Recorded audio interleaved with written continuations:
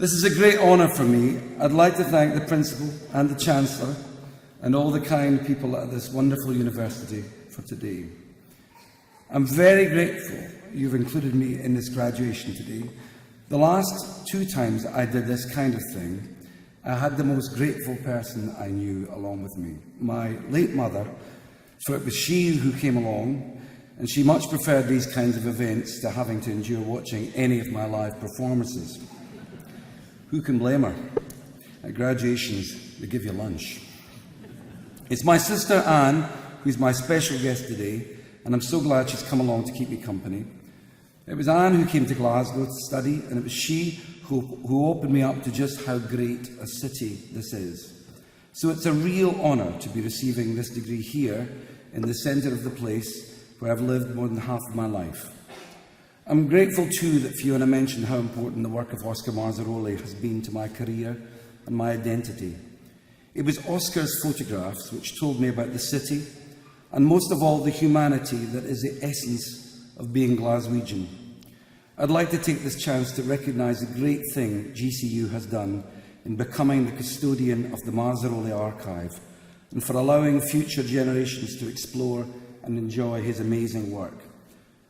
Most of the things that have happened to me have happened a few square miles of where we are now.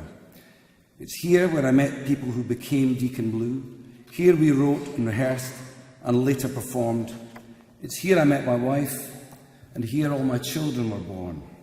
It's also here, on that famous Glasgow grid, where all the characters in the songs that have marked out my own journey came into being. They walked up Buchanan Street, took shelter under Kelvin Way, and travelled in every direction they could from Central Station. Some of them are still travelling.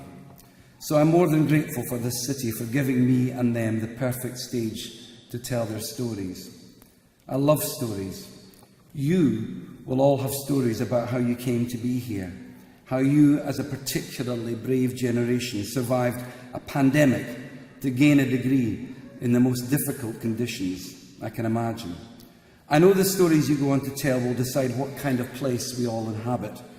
My youngest child is at the same stage as many of you, about to enter the world, having finished his studies.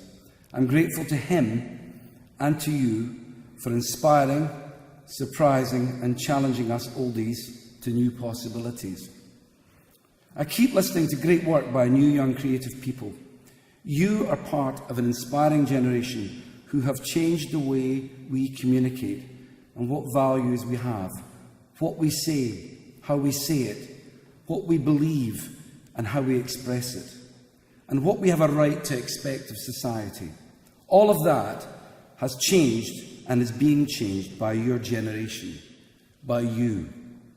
So, I wish you success in whatever comes next. I'm inspired by you in the great tradition I inherited from my mother. I'm grateful.